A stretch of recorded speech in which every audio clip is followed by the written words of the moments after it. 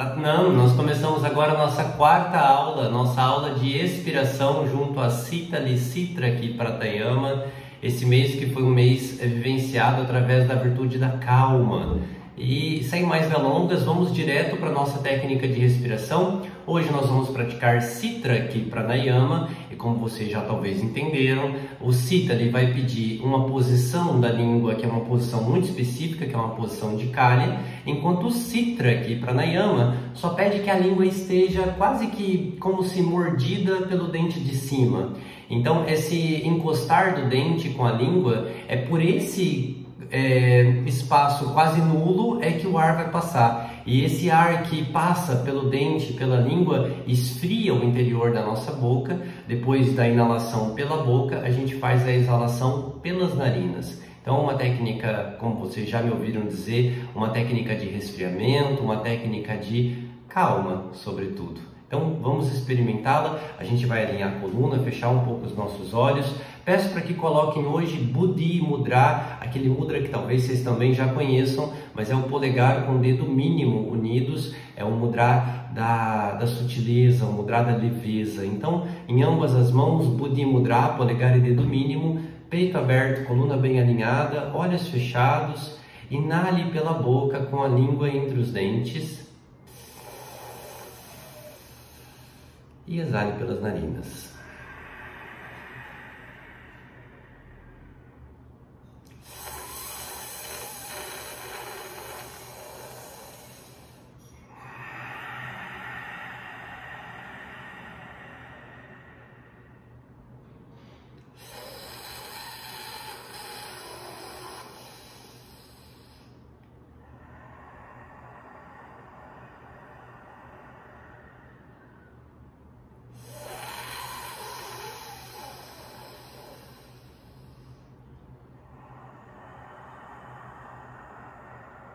Vamos um último ciclo, inale e exale pelas narinas.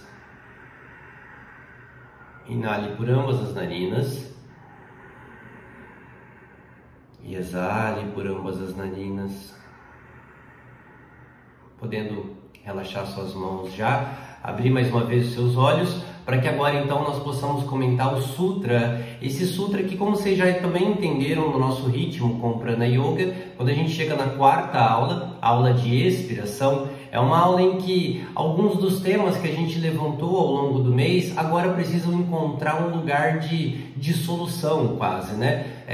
Seria uma pretensão nossa acreditar que a gente esgotou esses temas e na última aula a gente finaliza essa nossa aproximação com eles. Não é bem isso, mas pelo menos a gente expira, deixa que aqueles sistemas se esvaiam para que então na próxima semana a gente possa encontrar os novos temas que virão, e na próxima semana com Bhastrika Pranayama, o mês de encerramento do nosso Prana Yoga. Bom, sem muita enrolação, vamos direto então agora para o nosso Sutra da semana. Esse Sutra é o Sutra de número 21 da parte 2 dos Yoga Sutras de Patanjali, um Sutra que é lindo. Em sânscrito ele é assim: Tadartha eva Drisyasyatma. Tadartha eva Drisyasyatma.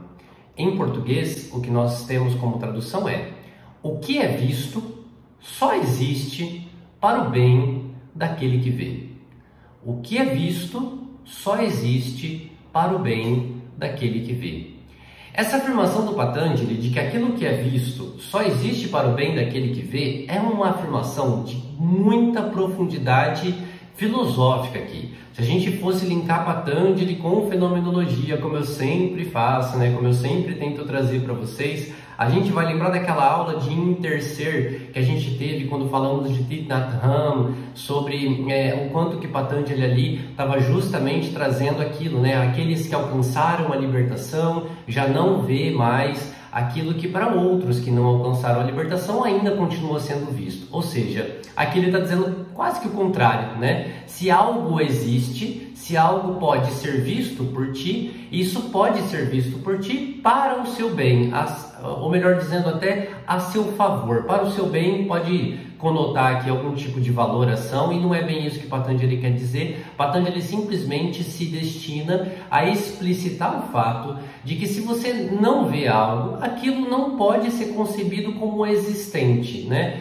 É, de novo, uma afirmação muito filosófica, abstrata, radical em algum nível, mas que cumpre a função de Patanjali para ensinar meditadores, yogis, né? Então, se eu estou no processo de meditação e algo aparece para mim, aquele algo aparece para mim, pois olho para este algo. Se não olho para este algo deixa de aparecer para mim. Então, percebe que ao contrário dessa afirmação, ele é muito mais contundente para a nossa lida cotidiana com o mundo que está ao nosso redor. Afinal, quer dizer, então, se eu paro de olhar para alguma coisa, se eu ignoro alguma coisa, essa coisa deixa de existir?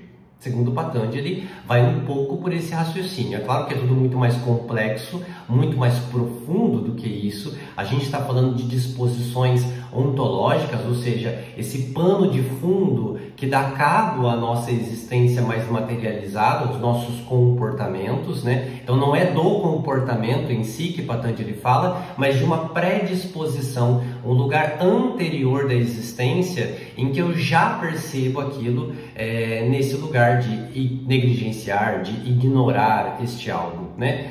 Bom, quando a gente estamos diante dessa fala de Patanjali, eu não pude deixar de pensar numa frase que é do Eckhart Tolle, aquele grande autor, né, que é muito famoso, best-seller, que é aquele autor do Poder do Agora, e depois ele faz um outro livro, O Poder, alguma coisa assim, O Poder do Agora, e tem um outro que é O Poder alguma coisa, desculpa não lembrar aqui. Mas o que me importa mesmo é a frase do Eckhart Tolle. Eu tenho um livro que, se eu não me engano, chama Palavras de Poder, então são várias entrevistas com vários desses grandes mestres da consciência, da meditação, enfim, e tem lá a parte do Eckhart Tolle, e na parte dele nós temos uma frase do Eckhart Tolle que é assim, uau, né? Uma frase muito forte, e a gente vai ter que ver se a gente concorda ou não com ela. Mas o Eckhart Tolle diz o seguinte, abre aspas, o problema não existe. Se esse problema tem uma solução, esse problema não é um problema, ele é uma tarefa, ele só precisa que você cumpra com essa tarefa para que então ele deixe de ser, como você está vendo, um problema. Se o problema não tem solução, não é um problema, é um fato que precisa ser aceito por ti. Eu vou repetir, o problema não existe. Se o problema tem solução, não é um problema, é uma tarefa. Se o problema não tem solução, não é um problema, é um fato que você precisa aceitar. Eu anotei aqui na nossa introdução algumas perguntas, inclusive vocês têm acesso a essas perguntas que eu estou fazendo agora, vocês têm acesso lá no nosso conteúdo programático, aliás, todas as perguntas estão lá, né, já prontas. Mas algumas delas seriam assim, ó, seria possível criar mentalmente uma experiência corpórea? Então, pensa aí contigo, será que você pode mentalizar que o seu corpo vai sentir e experienciar algo fisicamente? É possível que a mente possa transmitir essa intenção para a experiência corpórea? Porque vice-versa a gente sabe que sim. Vice-versa não, né? O contrário disso a gente sabe que funciona. Afinal, a gente está o tempo todo experimentando coisas com o corpo e traduzindo ou conceituando essas tais coisas com a nossa mente. Agora, o contrário também é possível, né? Assim, não consigo deixar de pensar naquela frase célebre, digamos assim, ironicamente falando, claro, mas aquela frase, né? Tá triste, fica feliz, né? Não é tão simples assim. Ok que não é tão simples, mas a gente tem que pensar com muito rigor. Será que é possível que a minha mente transmita uma experiência física sensorial para o meu corpo? É possível fazer o caminho contrário?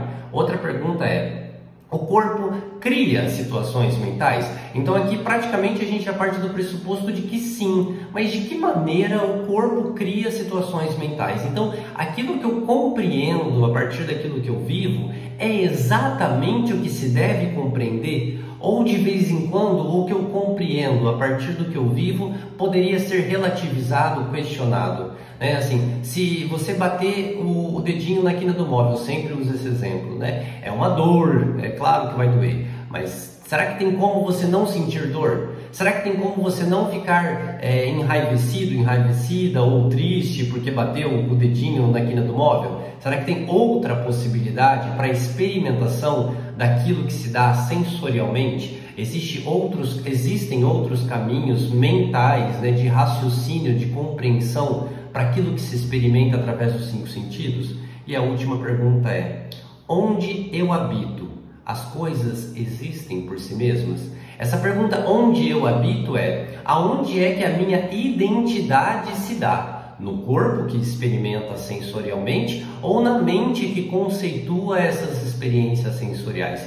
Qual é o lugar que habita a minha existência fundamentalmente? Uma pergunta que é muito difícil de responder. A gente basicamente aqui com essa pergunta, onde eu habito, diante de todo esse contexto, eu estou provocando vocês a pensar na lógica da consciência, né? Filósofos e filósofos ao longo da história toda se dedicaram a pensar nisso, criaram grandes obras, explicaram muito bem, mas assim, muitos filósofos fizeram isso, ou seja, nenhum deles esgotou o 100% e sempre aparece uma nova percepção, uma nova perspectiva que vai corrigir, entre aspas, tudo que já foi dito para pensar de outras maneiras. Então, aqui eu te pergunto, eu te devolvo essa tarefa filosófica, né? Qual é a fronteira, qual é o contorno da sua consciência? Onde ela habita? Na mente que conceitua, no corpo que experimenta, em ambos talvez? Mas como seria em ambos?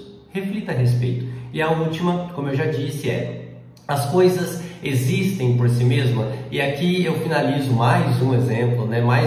Quase uma anedota aqui, mas é aquela história de que se uma árvore cai no meio da floresta sem que haja alguém para ouvir essa árvore faz barulho? Se a árvore cai no meio da floresta sem que haja alguém para ouvir que ela caiu, essa árvore vai fazer barulho ou não vai fazer barulho? Aqui o ponto é que muitas pessoas vão partir de uma resposta que é não, de jeito nenhum, a árvore não faz barulho se não tiver ninguém para ouvir ela. E aí você fica assim, mas como assim, né? Como que pode isso acontecer? Mas veja, as ondas sonoras que nós interpretamos como ondas sonoras, nós dizemos que essas ondas, elas são sonoras, mas veja, elas são simplesmente reações físicas de coisas que acontecem no mundo. Então, uma das reações físicas, além do peso da árvore que cai sobre o chão, do impacto que a árvore vai ter sobre a floresta, uma das coisas que acontece quando uma árvore cai é que ela emite essas ondas. Nós, seres humanos, é que receptamos essas ondas pelos nossos ouvidos, traduzimos, né, a partir desse nosso sistema mecânico aqui, a gente traduz isso e o nosso cérebro interpreta isso como som e a gente vai dizer que essa é uma onda sonora. Percebe como isso é grave, né? Assim, a onda não é sonora. Nós é que percebemos a onda como sonora. Ou seja, se a árvore cai sem que ninguém ouça, não vai ter ninguém para dizer que aquilo é um barulho. Ninguém vai entender aquilo como um barulho. Ah, mas o animal poderia sim escutar a árvore caindo. Tudo bem. Pergunta para o animal, então vamos ver qual seria a resposta dele. O ponto é, o animal não responde, então a gente não tem como acessar. E isso de novo devolve a gente imediatamente para esse Sutra de Patanjali, né? Com o qual a gente está se relacionando nessa nossa aula, que é: o que é visto só existe para o bem daquele que vê. Eu já falei isso para vocês, eu repito. Se você entra em contato com algo, se você percebe algo, esse algo existe. A partir do momento que você deixa de perceber esse algo deixa de existir. Ainda que você tenha a ideia desse algo, você está percebendo a ideia do algo e não o algo em si mesmo. E mesmo quando você entra em contato, e aí é para radicalizar um pouco mais e deixar a mente de vocês um pouco mais aberta, quem sabe, mesmo quando você entra em contato com algo, ainda assim não é diretamente com esse algo com o qual você entra em contato, mas sim com as afirmações, com os estímulos que vêm dos seus 5 sentidos, que te dão a percepção desse algo. Então, o correto seria dizer: eu nunca entro em contato com a realidade, eu sempre entro em contato com a percepção que eu tenho sobre a realidade. Essa é uma grande afirmação filosófica. Eu espero que a gente possa estar nos nossos asanas a partir de agora e compreendendo o nosso yoga sempre a partir desses olhares. E claro, né, nunca tomando aquilo que eu digo como verdade absoluta, pelo amor de Deus, nunca foi meu objetivo, mas sim provocar vocês para esses outros modos de pensar, ora coerentes com Patanjali, ora não tanto assim, mas provocar vocês nesses outros métodos de pensamento, para que assim vocês possam se haver e se reafirmar a partir daquilo que realmente faz sentido para cada um de vocês. Eu agradeço a atenção, a confiança, a presença nessa aula que é gravada. Espero vê-los em breve. Um abraço. Até Satnam.